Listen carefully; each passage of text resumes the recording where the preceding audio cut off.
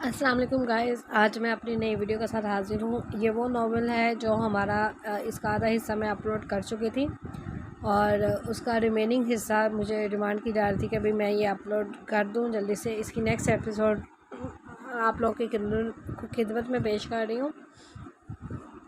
आप लोगों को अगर मेरा ये चैनल मेरे नॉवेल्स पसंद आ रहे हैं तो लाजमी चैनल को सब्सक्राइब करें और अपनी राय का इजहार कमेंट्स बॉक्स में ज़रूर कीजिएगा कि आपको ये स्टोरी कैसी लग रही है और ख़ास तौर पे ये एपिसोड आपको आज की एपिसोड कैसी लगी है। इसके सर पर डॉक्टर की फ़ौज खड़ी थी। कोई इसका हाथ चेक कर रहा था तो कोई पैर। छोड़ो मुझे। वो तेज़ी से इनका हाथ पीछे करके बेड से उठने लगी। इसके हाथ पर ड्रिप लगी हुई थी। मैम प्लीज़ आप यहाँ से मत उठाएं वरना शाह साहब हमारी जान ले लेंगे। आप बेहोश हो गई थी। आपका बीपी बहुत ज़्यादा लो हो चुका है। आपको आराम की ज़रूरत है। आराम की नहीं, मेरे माँ बाप की ज़रूरत है। छोड़ो मुझे। ड्रिप उसने उतार कर पीछे फेंक दी। वो तेज़ी से कमरे से निकल जाना चाहती थी लेकिन वो लोग उसे जाने की इजाज़त भी नहीं दे रहे थे। प्लीज़ मैम समझने की कोशिश करें। आप इस तरह से बाहर नहीं जा सकती। शाह साहब का हुक्म है। बाहर सिक्योरिटी गार्ड खड़े हैं। ओ माय गॉड, आपके हाथ से तो खून बहने लगा। मैम प्लीज़ हमें अपने हाथ में बैंडेज करने दीजिए वरना शाह साहब हमारी जान निकाल देंगे। इसी हॉस्पिटल में हमारी कब्रें खोद कर हमें गाड़ दिया जाएगा। डॉक्टर उसकी मिन्नतें कर रहे थे। इसने एक चीज़ नोट की थी, यहाँ मौजूद डॉक्टर और नर्स लेडीज़ थी। मुझे यहाँ नहीं रहना। प्लीज़ आप मुझे यहाँ से जाने दें। वो आदमी कातिल है। उसने मेरे सामने मेरे माँ बाप को मार डाला है। मुझे पुलिस स्टेशन जाना है। अपने बाबा और मामा की रिपोर्ट लिखवानी है। मैंने अपनी आंखों के सामने इस शख्स को कत्ल करते देखा है। वो कातिल है। मेरे माँ बाप का कत्ल किया है उसने मुझे। प्लीज़ मुझे जाने दें। प्लीज़। वो इनके सामने हाथ जोड़ते हुए कहने लगी। इसके फूट फूट कर रोने पर डॉक्टर को भी इस पर शायद तरस आ गए, इसलिए उसका हाथ थामे हुए इसे अपने साथ बैठने लगी। मैम हमें पता है, शाह साहब ने हमें बताया है कि आपकी मेंटल कंडीशन ठीक नहीं है लेकिन सब कुछ ठीक हो जाएगा। प्लीज़ आप यहाँ आराम करें। हम अभी शाह साहब को बुला कर लाते हैं। वो इसकी मिन्नतें करते हुए बोली। वो डॉक्टर से पागल कह रही थी। वो आदमी से पागल साबित कर रहा था। नहीं मैं पागल नहीं हूँ, मैं सच कह रही हूँ। उस आदमी ने सच में मेरी आंखों के सामने मेरे माँ बाप को कत्ल किया है। मैं झूठ नहीं बोल रही थी। यकीन करें मैं पागल नहीं हूँ। वो डॉक्टर की मिन्नतें कर रही थी जबकि डॉक्टर इसे किसी बच्चे की तरह पिचकारते हुए समझा रही थी। न जाने कब कैसे किसी ने इसके हाथ को इंजेक्शन लगाया था। उसने एक नज़र इस नर्स को देखा और फिर वो बेहोश हो गई। उसे होश आया। उस कमरे में कोई भी मौजूद ना था। ना कोई डॉक्टर था ना कोई नर्स। कमरा एसी की कूलिंग से ठंडा हो रहा था। इसे सर्दी सी महसूस होने लगी। आहिस्ता आहिस्ता इसे बेहोश होने से पहले होने वाले वाक़यात याद आए। अपनी बदलने वाली ज़िंदगी याद आई तो वो एक बार फिर से चेहरा हाथों में छुपाए फूट फूट कर रोने लगी। लेकिन रोने धोने से कुछ नहीं होगा। इसे कुछ ना कुछ तो करना था। वो हाथों पे हाथ रखे नहीं बैठ सकती थी। वो अपनी ही सोचों में गुम थी जब अचानक दरवाज़ा खुला। मैम आपको होश आ गया। अंदर दाखिल होने वाली नर्स इसके पास आते हुए कहने लगी। आपके शोहर जनाजे पर गए हुए हैं। रात 8 बजे के करीब इनके किसी जानने वाले दो लोगों का इंतकाल हुआ है। मियाँ बीवी थे। किसी ने आज दोपहर में गोलियां मार के कत्ल कर दिया। नर्स अपनी धुन में बोले जा रही थी जबकि वो इसकी बात का मतलब बहुत अच्छे तरीके से समझ गई थी। यानी ये कातिल खुद ही अपने जुल्म को मिटा रहा था। मुझे पानी पीना है, उसने उसकी बात काटते हुए कहा। तो फ़ौरन ही जग से पानी निकाल कर उसे देने लगी। ये नहीं, मुझे बाहर से पानी ला कर दो। उसने कभी किसी पर इस तरह से हुक्म चलाकर या बदलिहाजी से बात नहीं की थी। ऐसा वो पहली बार कर रही थी। लेकिन सामने खड़ी लड़की ने इसकी बात का हरगिज़ बुरा नहीं बनाया था। वो फ़ौरन हाँ में सर हिलाकर कमरे से बाहर निकल गई। उसने फ़ौरन उठकर दरवाजे से झांका तो वो दो गार्ड बाहर खड़े आपस में बातें कर रहे थे। वो अपनी चादर दुरुस्त करती जल्दी से कमरे से निकलती वहाँ से भाग गई। गार्ड इसे देख चुके थे। वो इसके पीछे ही भागने लगे थे। उसने अपनी स्पीड बढ़ा दी तो वो जानती थी अगर वो आज यहाँ से ना निकल पाई तो कभी कहीं नहीं निकल पाएगी। इसे फैज़ान मलिक के तक पहुँचना था। वो इसका मुहाफिज था। वो इसका हमदर्द था। वो कहाँ था? इसकी तकलीफ़ में होने के बावजूद क्यों नहीं आया था? वो जल्दी से हॉस्पिटल निकलती वहीं बेसमेंट की तरफ भाग गई थी। शायद वो लोग उसे उस तरफ से पकड़ने में कामयाब ना हो पाते। वो ज़मीन पर छुप छुप कर बैठी अपने लबों पर अपना हाथ जमा चुकी थी। या अल्लाह, यहाँ से निकल में बस एक बार मेरी मदद कर मौला। मुझे इस शख्स की पहुंच से दूर कर दे। वो रब के हजूर दुआएं मांग रही थी क्योंकि इसके अलावा वो कुछ नहीं कर सकती थी। उसकी आंख खुली तो वो फ़ौरन ही उठकर नीचे आ गई थी। इसे यकीन था अब तक जर्शे आ चुकी होगी। इसका इरादा जर्शे के साथ आज बाजार जाने का था लेकिन इसे नीचे आकर मायूसी हुई थी क्योंकि जर्शे आज काम में बहुत ज़्यादा मसरूफ़ थी। क्या बात है, आज तो बहुत कुछ बन रहा है। घर में हर तरफ खुशबू ही खुशबू है। वो सारी देचकियों के ऊपर से ढक्कन हटाते अंदर बनने वाले पकवान को देख रही थी। क्या बात है दर्शी डार्लिंग, आज तो बड़े काम कर रही हो, कहीं तुम्हारा रिश्ता तो नहीं आ रहा? हाय, अगर ऐसा हो जाए तो मज़ा आ जाए, लेकिन अगर ऐसा कुछ होता तो हम यहाँ के बजाय अपने घर में सारे पकवान बना रही होती। क्यों, ठीक कह रही हूँ ना मैं? वो इसके दाएं बाएं होते इससे सवाल कर रही थी। हाँ बिल्कुल ऐसा ही है, लेकिन आज तुम्हारी चाची बेगम ने बस इतना ही बताया है कि घर में कोई मेहमान आने वाले हैं, तो इनके आने के लिए अच्छी खासी तैयारी करनी है, तो बस इसी की तैयारी में लगे हुए हैं सब। वो उसे मुख्तसर सा जवाब देते फिर से काम में मसरूफ़ हो गई। क्या कर रही हो यहाँ इतनी गर्मी में? तुम दोनों यहाँ एक मिनट नहीं रोका जा रहा, और तुम सुबह से न जाने कौन कौन से कामों में लगी हुई हो। बस बहुत हुआ, अब जाकर आराम करो। अचानक आने वाली जरावर की आवाज़ पर वो दोनों इसकी तरफ मुतवज्जो हुए। नहीं नहीं भाई, मैं तो बस अभी आई हूँ उठकर, मेरी तो आँख ही लेट लेट खुली। दिन को अपनी पढ़ाई में ही लगी रही, पर ये जैसे से सुबह से लगी हुई है, पता नहीं क्या क्या बना डाला है। इसका कहना है कि किसी की खातिर तवाज़ुन के लिए इस बेचारी को छोले में झोंका जा रहा है। चलो अब निकलो यहाँ से, और बाहर बाहर ज़रा हवा में बैठते हैं। क्या हालत बना रखी है तुमने? इसके कहने पर इसने भी दर्जे की हालत की तरफ गौर किया। सुबह से घन चक्कर बनी हुई थी। नहीं नहीं, बस हो गया, काम रहता ही कितना है, और फिर अगर शाह बेगम ने देख लिया ना तो बहुत गुस्सा होंगी। इस घर में बस एक चाची बेगम ही थी जो इन्हें अच्छी नहीं लगती थी, और अक्सर इसके सामने तो वो भी इसी के दिए गए नाम चाची बेगम से मुखातिब करती थी, लेकिन बाकी सबके सामने वो एहतियात करते हुए शाह बेगम कहती थी। हो जाएंगे काम, बाहर निकलो यहाँ से। बाकी सब मुलाजमों को भी घर में तनख्वाह दी जाती है, और तुम ये सारे काम क्यों कर रही हो? तुम इस घर में सिर्फ मेरे लिए खाना बनाने के लिए रखी गई हो, किसी के मेहमानों से तुम्हारा कोई लेना देना नहीं। निकलो यहाँ से। दिलावर ने ज़रा गुस्से से कहा तो उसकी हालत देखकर वो बेचैन हो गया था। कहाँ वो इसे शहजादियों जैसी ज़िंदगी देना चाहता था, और कहाँ इसके घर वाले इसे मुलाजमों से भी बदतर रखते थे। और ये सब कुछ सिर्फ और सिर्फ चाची बेगम की वजह से होता था। इनके मुताबिक इसकी तनख्वाह इसके काम से ज़्यादा थी, और अक्सर वो इससे बहुत ज़्यादा काम लेती थी ताकि बकौल इनके कि इनका पैसा हराम ना हो। वो तो ठीक है शाहजी, लेकिन शाह बेगम गुस्सा हो गई।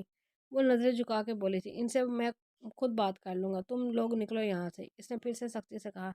चलो, लगता है अब तुमने थप्पड़ खा के ही मानना है। इसका हाथ पकड़ के से बाहर की तरफ घसीटते हुए बोली, तो वो भी खामोशी से इसके साथ बाहर निकल आई थी।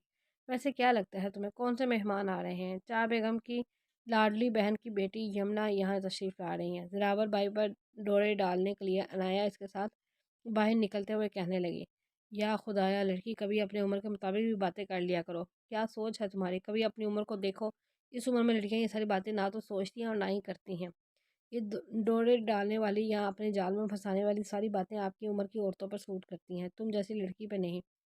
वो इसे समझाते हुए बोली थी। जर्शी डार्लिंग, तुमने इस छोटी सी उम्र में बहुत बड़ी चीज़ें देख ली हैं। अनाया का जवाब तलखी से भरपूर था, लेकिन इससे आगे वो कुछ भी नहीं बोली।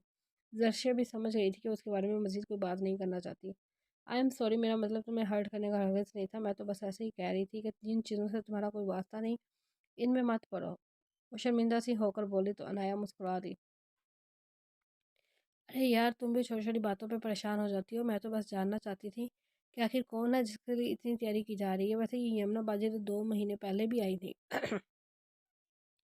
तब तो इनके लिए भी खातिर ख्वाजा का कोई इंतज़ाम नहीं किया था। इस बार क्यों? मुझे तो लगता है इस बार जरावर भाई का रिश्ता पक्का हो ही जाएगा, और वो चुड़ैल मेरे भाई के गले पड़ जाएगी। वो सोचते हुए वहीं बैठ गई। ये बात वाकई परेशानी वाली थी, क्योंकि यमुना जर्शे को भी बिल्कुल पसंद नहीं थी। अजीब नकचिरी सी लड़की थी। वो दोनों तो वैसे भी इसे मेकअप की दुकान कहती थी, और ये नाम इसकी पर्सनैलिटी पे सूट भी बहुत करता था। इतनी देर वो इसे हॉस्पिटल में तलाश करते करते थक कर आखिरकार मुकर्र शाह को फ़ोन करके इन्फॉर्म कर चुके थे। थोड़ी ही देर में वो हॉस्पिटल वापस पहुंचा था, और गुस्से से बुरा हाल हो रहा था। अपने गुस्से का इजहार इसने दोनों के मुंह पर जोरदार थप्पड़ मारकर किया था। गुस्सा कम होने का नाम नहीं ले रहा था, जबकि वो दोनों मुसलसल इससे माफ़ी मांग रहे थे। इनकी इतनी टाइट सिक्योरिटी में एक छोटी सी लड़की कैसे चकमा देकर यहाँ से भाग निकली थी, इस बात पर यकीन करना बहुत मुश्किल था। लेकिन ऐसा हुआ था, और वो दोनों इसकी सिक्योरिटी की छोड़ कर गया था सिक्योरिटी के लिए छोड़ कर गया था। लेकिन अब इसे अपनी गलती का एहसास बहुत अच्छे तरीके से हो गया था। मैं तुम लोगों को इस नौकरी से फारिग कर रहा हूँ। तुम इस काबिल नहीं हो कि मुकर्रर शाह की सिक्योरिटी के तौर पर काम कर सको। आज के बाद मुझे अपनी शक्ल मत दिखाना। और दोनों को कहता हुआ वहाँ से निकला था। इसे कहीं से भी अपनी मनोकुहा को तलाश करना था। वो पागलों की तरह सड़क पर भाग रही थी। वो नहीं जानती थी कि इसकी मंजिल कहाँ है, कब है, कहाँ जाएगी। बस इसे किसी भी तरह से मुकर्रर शाह की पहुँच से दूर जाना था। इसकी माँ ठीक कहती थी, वो इंसान नहीं, हैवान था, जिसने इसकी आंखों के सामने इसके अपनों को कत्ल किया था। اس کی ذات سے بھی اسے صرف مطلب کی حد تک دلچسپی تھی۔ یقیناً صرف اور صرف دولت کی وجہ سے ہی اس کے پیچھے آ رہا تھا، ورنہ اس اجنبی لڑکی سے وہ کیا مطلب حاصل ہو سکتا تھا۔ وہ بھاگتے بھاگتے بری طرح سے تھک چکی تھی، لیکن وہ جانتی تھی کہ وہ نہ تو رک سکتی ہے اور نہ ہی واپس گھر جا سکتی ہے۔ اسے گھر سے اکیلے نکلنے کی عادت ہرگز نہیں تھی۔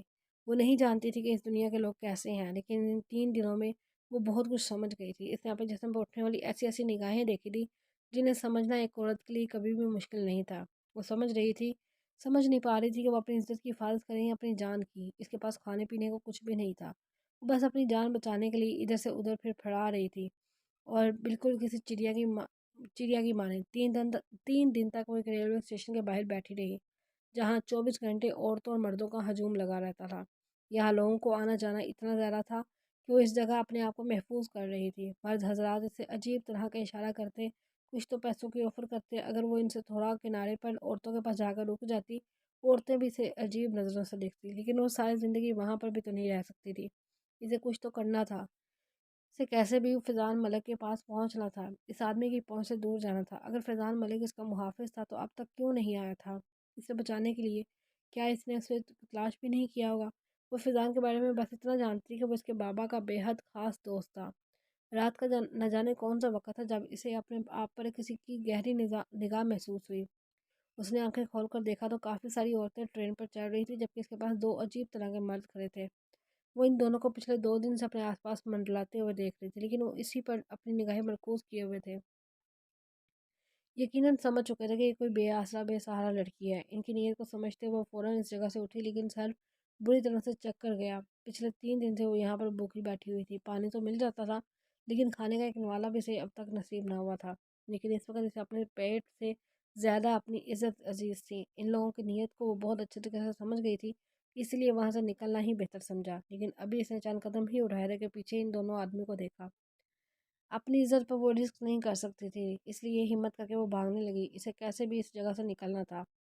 وہ پاگلوں کی طرح سے تلاش کر رہا تھا، کوئی رشتہ دار، کوئی جاننے والا اسے نہ چھوڑا تھا۔ اسے ہر قیمت پر وہ لڑکی چاہیے تھی، وہ اس کے لیے کچھ بھی کرنے کو تیار تھا۔ دوسری طرف حویلی میں سب لوگ پریشان تھے۔ دادا جان کو کسی نے کچھ نہیں بتایا تھا۔ اگر انہیں پتہ چل جاتا کہ ان کی پوتی اس طرح سے کہیں دور بھاگ گئی ہے تو یقیناً ان کی حالت خراب ہو جاتی۔ جس چیز سے وہ اسے بچانے کے لیے ہر طرف ڈھونڈ رہے تھے وہ اسی طرف جا رہی تھی۔ وہ ان کی پوتی تھی اور انہیں اپنی پوتی ہر حال میں چاہیے تھی، اور انہوں نے یہ سید مقرر شاہ کو یہ حکم دیا تھا کہ جب تک ان کے ساتھ ان کی پوتی نہ آ جائے تب تک وہ حویلی میں قدم نہیں رکھ سکتا، کیونکہ یہ سب کچھ اس کی لاپرواہی کی وجہ سے ہوا تھا۔ ان کے مطابق اس عورت یا آدمی کے جنازے پر جانا اتنا ضروری نہیں تھا جتنا ان کی پوتی کے پاس رکنا ضروری تھا۔ اسے اتنی لاپرواہی کا مظاہرہ نہیں کرنا چاہیے تھا۔ وہ مکرش کو اپنے خاندان کا سب سے ذمہ دار بیٹا سمجھتے تھے۔ اس نے دادا جان کو یقین دلایا تھا کہ وہ کچھ بھی کر کے اسے ڈھونڈ لائے گا، اور جب تک وہ اسے نہیں مل جاتی وہ اسے اپنے ساتھ حویلی نہیں لے جاتا تب تک وہ انہیں اپنی شکل نہیں دکھائے گا۔ وہ دادا جان کا سب سے لاڈلا پوتا تھا۔ اپنے 5 پوتوں میں سے وہ انہیں سب سے زیادہ عزیز تھا۔ وہ اس کے معاملے میں اکثر لڑنے کو ہو جاتے تھے، اور ایسا پہلی بار ہوا تھا کہ اس کی لاپرواہی کی سزا میں انہوں نے اس کی شکل دیکھنے سے انکار کر دیا تھا۔ یہ اس کی اپنی ضد بھی تھی کہ وہ اس لڑکی کے بغیر حویلی میں قدم نہیں رکھے گا۔ وہ اس کے نکاح میں تھی، اس کی ملکیت تھی، لیکن اس کی وجہ سے اس کے اپنوں کا چہرہ دیکھنے سے محروم کر دیا گیا تھا، اور یہ اس کی نظر میں ایک بہت بڑی غلطی تھی جس کی سزا وہ اسے ہر قیمت پر دینا چاہتا تھا۔ وہ دونوں لڑکے اس کا پیچھا کر رہے تھے۔ وہ بھاگتے ہوئے ایک پارکنگ میں آ گئی تھی جہاں بہت ساری گاڑیاں پارک کی گئی تھیں۔ وہی کھڑی گاڑیوں کے پیچھے چھپ کر ان لوگوں کو دیکھنے لگی۔ اس وقت وہ حد سے زیادہ ڈری ہوئی تھی۔ اسے سمجھ میں نہیں آ رہا تھا کہ وہ کیا کرے۔ زندگی اسے کس موڑ پر لے آئی تھی۔ آج اسے اپنی عزت بچانے کے لیے کوئی سہارا نہیں مل رہا تھا۔ یا اللہ، یہ امتحان کیوں؟ میں کہاں جاؤں؟ میں کیا کروں؟ مجھ سے تو ایک ہی پل میں میرا سب کچھ چھن گیا ہے۔ جب انسان بے بسی کی آخری حد پر ہوتا ہے تب اسے خدا ہی یاد آتا ہے۔ اس وقت عنائش کا بھی یہی حال تھا۔ اس وقت وہ ضبط کی آخری انتہا پر تھی۔ وہ پھوٹ پھوٹ کر روتی اپنے لیے بہتری کی دعائیں مانگ رہی تھی، لیکن ہماری بہتری کس میں ہے یہ ہم جانتے ہیں، کہاں ہے یہ تو اس پاک ذات کے علاوہ کوئی بھی نہیں جانتا۔ وہ اس سے انجان ہرگز نہیں تھا۔ وہ پچھلے 3 دن سے اس کی ایک حرکت کو نوٹ کر رہا تھا۔ وہ کہاں تھی، کیا کر رہے تھے، کس طرح سے رہ رہی تھی، وہ ہر چیز سے واقف تھا۔ شاید وہ اسے آزما رہا تھا، کہ امتحان لے رہا تھا کہ آخر میں اس کی کتنی ہمت ہے۔ وہ کوئی عام لڑکی تو تھی نہیں، ان کی حویلی کی اکلوتی لڑکی تھی۔ کتنی خوشیاں منائی گئی تھی اس کی پیدائش پر۔ وہ اس کے خاندان کی پہلی اور آخری لڑکی۔ اس سے پہلے دادا جان کے 5 پوتے تھے جو انہیں بے حد عزیز تھے، लेकिन इनके घर में कोई लड़की पैदा ही नहीं हुई थी। इनकी अपनी भी कोई बेटी नहीं थी, और फिर बाद में इनके तीनों बेटों की भी कोई औलाद लड़की पैदा नहीं हुई थी। 5 पोतों के बाद इनको पोती मिली थी, वो नूर थी इनके घर का, और आज वही नूर सड़कों पे बेआसरा बेसहारा घूम रहा था। पिछले 3 दिन से वो एक ही पल इनसे गाफिल ना रहा था। दादा जान भी ने अपनी पोती का नाम अपनी जायदाद का एक बड़ा हिस्सा किया था, लेकिन शायद किस्मत कुछ और ही मंजूर था। इनकी पोती इनसे दूर हो गई थी, और ऐसा सिर्फ और सिर्फ इनकी दौलत की वजह से ही हुआ था। बस कुछ दिन बाकी थे इसके 18 साल होने के में, और फिर इसकी विरासत का एक बड़ा हिस्सा इनकी पोती की मलकियत में चला जाना था।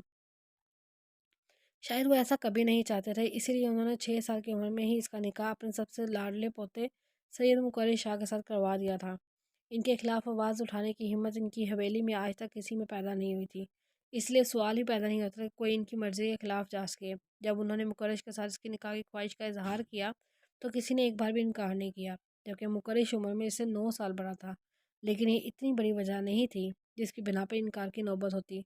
वो दोनों अभी भी पढ़ाई मुकम्मल करके नीचे उतर रही थी जब मेहमानों की आमद हुई। अनाया जानने के लिए काफ़ी पुरजसूस थी कि इन कौन से मेहमानों के लिए इतने सारे इंतजाम किए जा रहे हैं। जर्शी और अनाया दोनों नीचे आकर मेहमानों को देखने लगी। जहाँ दरवाजे पर खड़े मुकर्रम शाह और अमरीश को देखकर जर्शी हैरानगी से अनाया को देखने लगी थी। वहीं अनाया बुत बनी खड़ी इन्हें देख रही थी। इसे आखिर वजह ये समझ में आ गई थी कि इसे सुबह से मेहमानों के मतलब क्यों नहीं बताया जा रहा था। इसे देखते ही अमरीश तड़प कर इसकी तरफ बढ़ रही थी, जबकि वो इसे नज़रअंदाज करते तेज़ी से सीढ़ियाँ उतरती मुकर्रम शाह के करीब से गुजरती अपने कमरे में भाग गई थी। जरशे भी इसके पीछे ही भागी थी। तौबा तौबा, इस लड़की के ड्रामे तो देखो, हद होती है किसी चीज़ की। 2 साल के बाद मुकर्रम पहली बार घर आया है और इस लड़की के मिजाज ही नहीं मिलते। अरे मैं पूछती हूँ कौन से सहराब के पार लगे हुए हैं इस लड़की में जो इसके इतने नखरे उठाए जा रहे हैं इस घर में। पहले एक बेटे को इस घर से दूर कर दिया, और अब जब दूसरा 3 साल 4 साल बाद एक दफ़ा शक्ल दिखाता है तो इससे भी इसको तकलीफ़ है। सारा घर बखेर कर रख दिया इस मनहूस ने। चाची बेगम की ज़बान चली तो फिर चलती ही गई, जबकि वो कमरे में कानों पर हाथ रखे इनकी बातें सुनती तड़प कर रो रही थी। जरशा ने भागते हुए इसके सिसकते वजूद को खुद से लपेट लिया था। सब्र करो अनाया, मेरी जान, प्लीज़ मत रो। वो इसे खुद से लगाए इसे चुप करवाने की कोशिश कर रही थी, जबकि वो इसके सीने से लगी रो रही थी। दादा जान ने जरावर के साथ ही हवेली में कदम रखा, लेकिन सामने ही बैठे मुकर्रम शाह को देखकर इनका पारा हाई हो गया। इन्हें देखते ही वो उठकर इनकी तरफ बढ़ा था, लेकिन वो दूर से ही हाथ का इशारा करते अपने कमरे की तरफ बढ़ गए थे।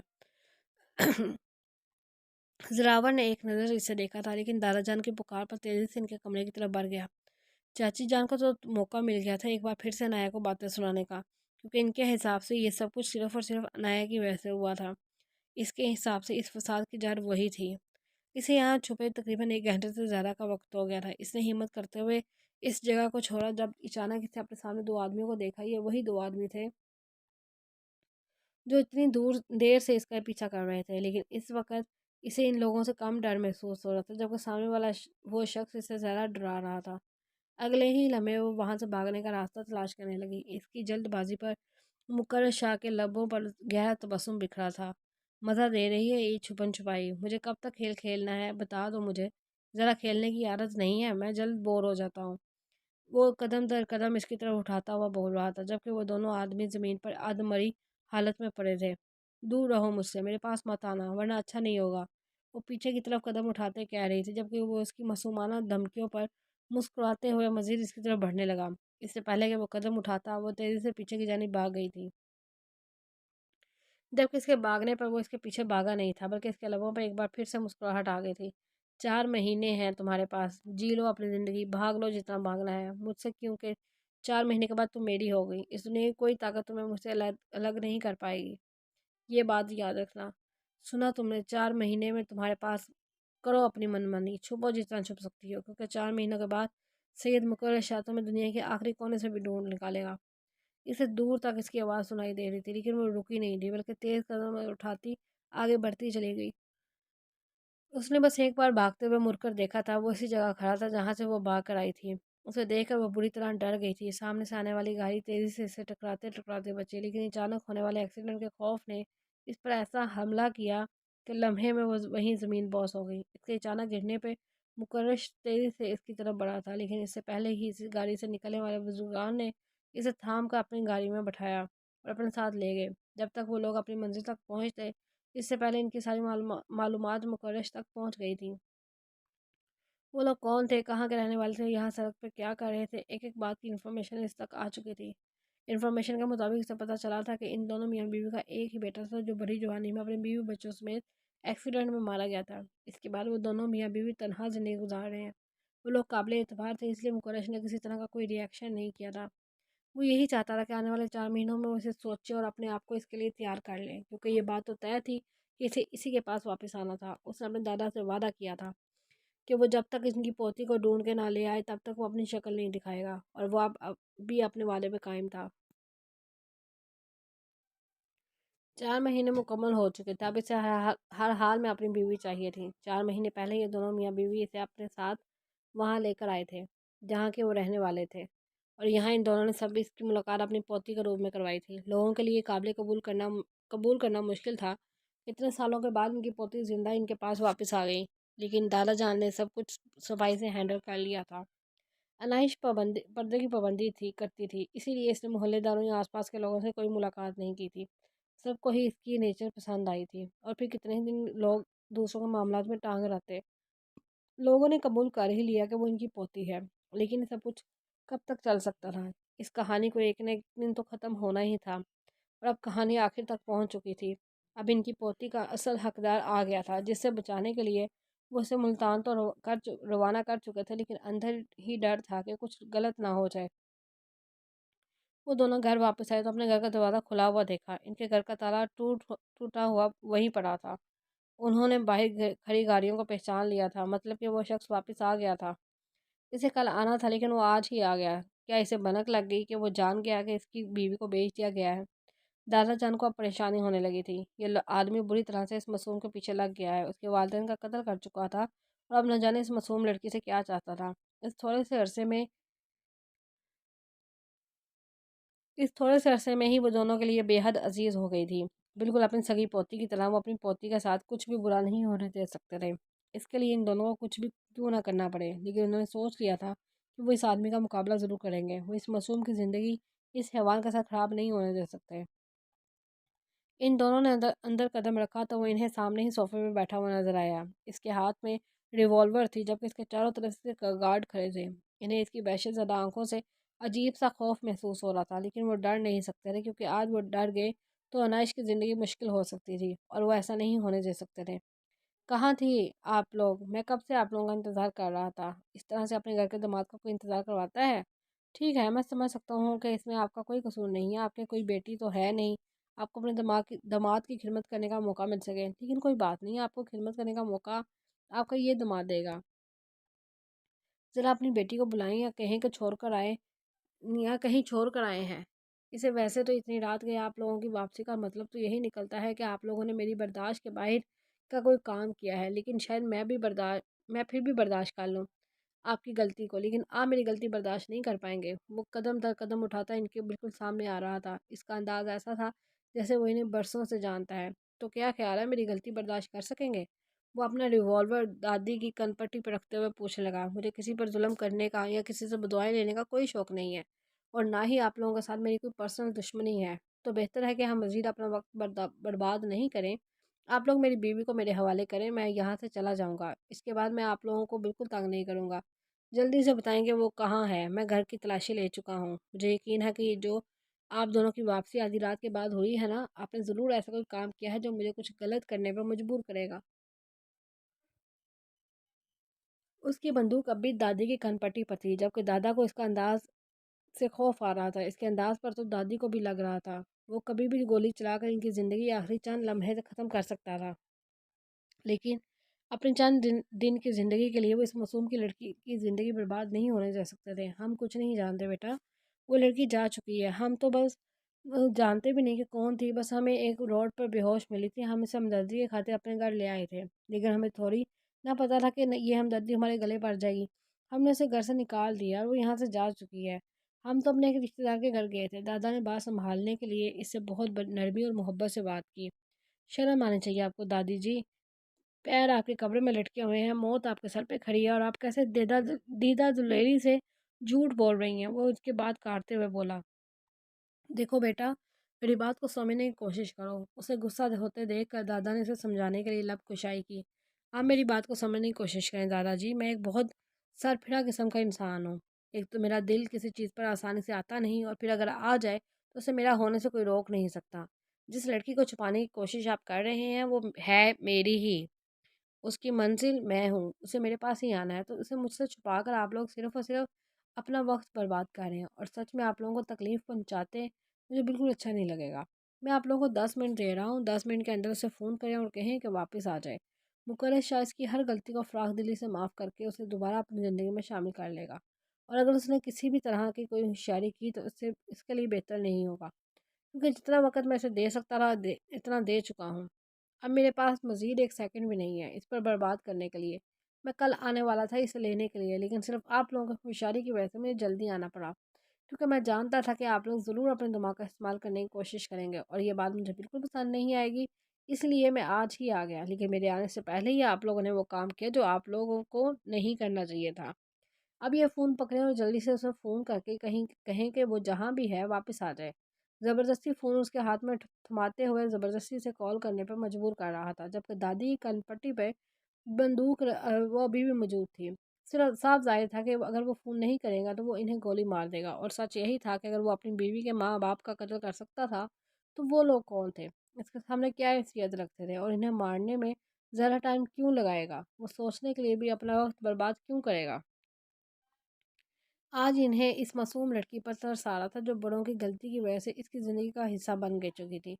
अब शायद सारी ज़िंदगी वो इस पागल इंसान के साथ रहकर अपनी ज़िंदगी बर्बाद करेगी, या शायद ये शख्स हमेशा के लिए इसे ख़त्म कर देगा। वो ठीक कह रही थी, क्योंकि आदमी सिर्फ और सिर्फ अपने मतलब के लिए जीता है। इस वक्त भी वो सिर्फ और सिर्फ अपने मतलब के लिए ही तो इसके बारे में पता करवा रहा था। इस आदमी को दौलत चाहिए थी, अनायश के हिस्से की जायदाद चाहिए थी, और दौलत के लिए इंसान किस हद तक गिर सकता है, वो तो अनजान नहीं थे। उन्होंने दुनिया देखी थी, वो सब कुछ जानते थे। इनकी बीवी के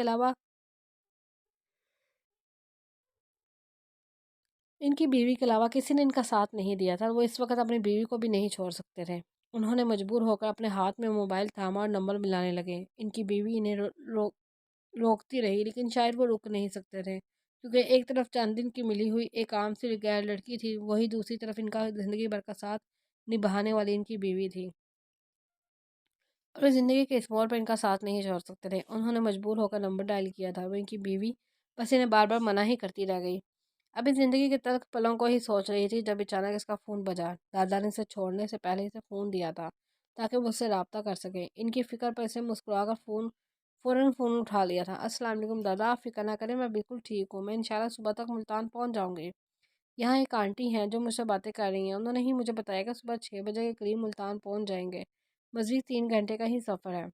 वो इन्हें मुतमईन करने की खातिर अपना डर एक तरफ रखते हुए बोले, लेकिन सच था कि यूं अकेले सफ़र करना इसे एक बार फिर से इस दिन की याद दिला गया था जब इसने अपने माँ बाप को खो दिया था। लेकिन 4 महीनों में दादी की बेपनाह मोहब्बत ने एक बार फिर इसे हिम्मत दी थी कि अब वो इसे अपने आप को तनहा अकेला नहीं समझती थी। लेकिन आज वो एक बार फिर से अकेली ये लंबा सफ़र तय कर रही थी जिसने इसे खौफजदा कर दिया था। हेलो दादा, बोल क्यों नहीं रहे आप लोग? घर पहुंच गए ना? सब खैरियत है ना? आप चुप क्यों हैं? मुसलसल बोल रही थी, लेकिन दूसरी तरफ से कोई आवाज़ ना आई, और कुछ सेकंड के बाद इसने जो आवाज़ सुनी, शायद वो आवाज़ वो ज़िंदगी भर नहीं सुनना चाहती थी।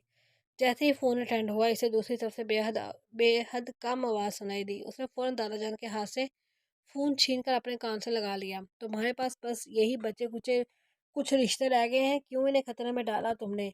क्या तुम्हें रिश्तों की कदर नहीं है? मुखलिस लोग ज़िंदगी में बहुत कम मिलते हैं डार्लिंग। तुम इन्हें यहाँ मेरे पास अकेला नहीं छोड़ना चाहिए था। जबकि बकौल तुम्हारे मैं एक हिवान, और हिवान तो कुछ भी कर सकता है। जानती हो अब ये हिवान क्या करेगा? अब ये हिवान तुमसे ये दोनों रिश्ते भी छीन लेगा। फिर क्या करोगी तुम? कहाँ जाओगी तुम? क्या कर रही हो? क्या रहेगा तुम्हारे पास? तुम्हारे ये आखिरी 2 रिश्ते भी ख़त्म हो जाएंगे। इन दोनों रिश्तों को ख़त्म करते हुए मुझे भी बहुत तकलीफ़ होगी, क्योंकि इनके साथ मेरी कोई दुश्मनी नहीं है। इनके साथ मुझे कोई लेना देना नहीं है। बहुत अच्छे लोग हैं, और मैं किसी अच्छे इंसान को नहीं मारना चाहता। मैं सिर्फ बुरे लोगों को मारता हूँ, सिर्फ बुरे लोगों के साथ बुरा सलूक करता हूँ। किसी अच्छे इंसान के साथ ऐसा नहीं करना चाहता। लेकिन तुमने बहुत बड़ी गलती की है। तुम्हें गलती की सज़ा मिलेगी, और तुम्हारी सज़ा ये है कि तुम्हारे ये दोनों आखिरी रिश्ते भी नहीं। देखो, तुम जो कहोगे मैं करूँगी, लेकिन खुदा के लिए दादी को कुछ मत कहना। मैं तुम्हारे हाथ जोड़ती हूँ, लेकिन खुदा के लिए इन दोनों को कुछ मत करना। ان کا کوئی قصور نہیں، ان لوگوں نے کچھ نہیں کیا۔ اس کی بات کاٹتے ہوئے بری طرح سے تڑپ اٹھی تھی، اپنی آنکھوں کے سامنے اپنے سارے رشتے کھو چکی تھی۔ اب وہ ان لوگوں کو نہیں کھو سکتی تھی جن لوگوں نے بنا کسی مطلب کے اس کا ساتھ دیا تھا۔ اس کی بات سن کر دوسری طرف سے اس کے لبوں پر تبسم بکھر گیا تھا۔ میں تمہیں بیوقوف سمجھ رہا تھا، لیکن اتنی بیوقوف نہیں ہو تم، یہ جان کر خوشی ہوگی۔ انتظار کر رہا ہوں میں، جہاں بھی ہو رک جاؤ، میرے گارڈ ہر اسٹیشن پر کھڑے ہیں، وہ تمہیں اپنے ساتھ واپس لے آئیں گے۔ گاڑی کا رنگ سیاہ ہے، ویسے میری گاڑی کی پہچان تو تم رکھتی ہو، اپنی مرضی سے آ جاؤ میرے پاس، میں انتظار کر رہا ہوں تمہارا۔ ذرا انتظار مت کروانا ورنہ اس کی قیمت تمہیں بہت مہنگی پڑے گی، وہ پرسکون سا بول رہا تھا جب اچانک کسی نے اس کے ہاتھ سے موبائل چھین لیا۔ آشی بیٹا بھاگ جا، واپس نہ آنا، چاہے کچھ بھی ہو جائے، تو واپس یہاں مت آنا، تجھے ہماری فکر کرنے کی ضرورت نہیں ہے، میری جان، ہمارے دن ہی کتنے رہتے ہیں، آج نہیں تو کل اللہ کو پیارے ہو جائیں گے، لیکن تم اس انسان کے ساتھ اپنی زندگی برباد مت کرو، تمہیں برباد کر دے گا یہ ایک بہت ظالم انسان۔ تو صحیح کہتی ہے، یہ ایک حیوان ہے، تجھے نوچ ڈالے گا، یہ تیری زندگی برباد کر دے گا، واپس مت آ میری جان، تو جہاں بھی ہے وہاں سے کہیں دور چلی جا، بہت دور چلی جا، اس کی پہنچ سے دور چلی جاؤں، کبھی اس شخص کے پاس مت آنا، یہ تجھے زندگی کی کوئی خوشی نہیں دے سکتا، یہ صرف تکلیف دے گا۔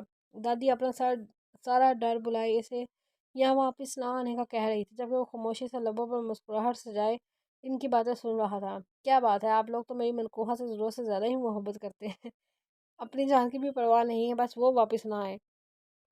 لیکن کیا ہے نا، آپ لوگ مجھ سے میری بیوی کو چھین نہیں سکتے، اس کی منزل میں ہی ہوں، اسے میرے پاس ہی آنا ہے، آج نہیں تو کل۔ اگر آپ کو یہ لگتا ہے کہ میں اس تک پہنچ نہیں پاؤں گا تو یہ آپ کی غلط فہمی ہے، یہاں سے لے کر ملتان تک ہر اسٹیشن پہ میرے بندے پھیلے ہوئے ہیں، وہ ہر قیمت پہ اسے واپس لے آئیں گے، میرے ایک اشارے پہ وہ کسی بھی گلی، کسی بھی سڑک سے اٹھائی جا سکتی ہے، لیکن مقرر شاہ کی غیرت گوارا نہیں کرتی کہ میں اپنے بندوں کو اس کے پیچھے لگا کر خود اسے یہاں لے کر آؤں۔ وہ اپنی مرضی سے آئے گی، اور فکر نہ کریں، وہ اپنی مرضی سے میرے ساتھ میری حویلی چلے گی، میرے دادا جان کے پاس جائے گی۔ بالکل پرسکون سا ایک بار پھر صوفے پہ بیٹھ گیا، جبکہ وہ دونوں بوڑھے میاں بیوی خاموشی سے اس آدمی کے انداز کو دیکھ رہے تھے جس کا غرور یقیناً اس کے خاندان کا بخشا ہوا تھا۔ انایا کہاں ہے؟ میں نے اسے صبح سے نہیں دیکھا۔ وہ رات ڈنر ٹیبل پر آیا تو اسے انایا نظر نہیں آئی تھی، اور یہ سچ ہے کہ کوئی اور اس کی کمی کو محسوس کرے یا نہ کرے، زراور ضرور کرتا تھا۔ آخر وہ اس کی اکلوتی لاڈلی بہن تھی، اسی کے ساتھ اس کا دل کا رشتہ تھا، وہ اسے بے حد چاہتا تھا، کہنے کا تو وہ اس کی بھابھی تھی، لیکن وہ اس کے لیے بالکل کسی چھوٹی سی گڑیا جیسی تھی۔ کوئی بہن نہ ہوتے ہوئے بھی انایا نے اسے یہ مان دیا تھا، اس کے پاس بس ایک رشتے کی کمی تھی، لیکن انایا کے آ جانے سے اس رشتے کی کمی بھی پوری ہو چکی تھی۔ پچھلے 2 سال سے وہ ان کے ساتھ اس حویلی میں رہ رہی تھی۔ ہاں یہ سچ ہے کہ انایا کے آ جانے سے بہت سارے رشتے، بہت سارے لوگ اس گھر کو چھوڑ کر چلے گئے تھے، اور کچھ کو نکال دیا گیا تھا، لیکن اس کے باوجود بھی وہ اس کے لیے بے حد عزیز تھی، کیونکہ وہ اس کی زندگی کے سب سے خاص انسان کی شریک حیات تھی۔ شناور اور شاہ جرواں بھائی جو شکل صورت میں بالکل اس کے جیسے تھے، لیکن اس کا انداز، ان کی ضد، اس کا غصہ اسے بہت الگ بنا دیتا تھا۔ وہ دونوں جیسے آگ اور پانی کی طرح تھے، وہ دونوں ایک دوسرے سے بہت الگ ہیں، لیکن اس کے باوجود وہ دونوں کبھی الگ نہیں رہتے تھے، وہ دونوں ایک دوسرے کے ہمراز تھے، وہ ایک دوسرے کے بارے میں سب جانتے تھے، ایک دوسرے سے الگ ہو کر رہنا ان دونوں نے سیکھا ہی نہیں تھا۔ 1 سال پہلے وہ ناراض ہو کر یہاں سے چلا گیا تھا اور پھر واپس نہ آیا، کبھی کبھار فون پر رابطہ ہو جاتا تھا، لیکن زیادہ دیر بات نہیں کرتا تھا، کیونکہ وہ جانتا تھا کہ وہ اس کا سایہ ہے، اس کی ہر بات، ہر تکلیف کو سمجھ سکتا ہے، وہ جان بوجھ کر زیادہ دیر اس سے بات نہیں کرتا تھا، کہیں وہ اس سے واپس آنے پر مجبور نہ کر دے۔ آپ لوگوں سے پوچھ رہا ہوں کہ انایا کہاں ہے؟ وہ کافی دن ان لوگوں کے جواب کا انتظار کرتا رہا۔ دادا جان نے تو لا علمی کا مظاہرہ کر دیا تھا، کیونکہ انہیں سچ میں اندازہ نہیں تھا کہ انایا کہاں ہے، وہ تو روز شام کے کھانے میں اس کے ساتھ ہی ہوا کرتی تھی۔ لگتا ہے وہ اپنے کمرے میں ہوگی، میں اسے لے کر آتا ہوں۔ وہ کھانا چھوڑ کر اٹھنے لگا۔ چاچی کو اس کا انداز بالکل اچھا نہیں لگتا تھا کہ وہ یمنا کے لیے اسے سوچ رہی تھی، اور کہاں یہ انایا ہی پیچھے نہیں ہٹ رہا۔ اگر آپ کی اجازت ہو تو کیا میں اندر آ سکتا ہوں؟ وہ دوبارہ سے ذرا سا چہرہ نکالتا مسکراتے ہوئے اسے اجازت مانگ رہا تھا۔ انایا جو بیڈ پہ بیٹھی اپنے نوٹس بنانے میں مصروف تھی، اسے دروازے پہ کھڑے یوں اجازت مانگتے دیکھ کر بے اختیار مسکرا کر فوراً ہاں میں سر ہلانے لگی، تو اس کا انداز بالکل بچوں جیسا تھا، بلکہ وہ تھی ہی ایک معصوم سی بچی۔ عمر میں کیا تھی، صرف 16 سال، چھوٹی سی عمر میں وہ زندگی کتنی تلخیوں کو دیکھ چکی تھی، سہ چکی تھی۔ آپ اجازت کیوں مانگ رہے ہیں؟ آپ جب چاہیں اس کمرے میں آ سکتے ہیں، بالکل اسی طرح جیسے میں آپ کے کمرے میں آتی ہوں۔ وہ فوراً سیدھی ہو کر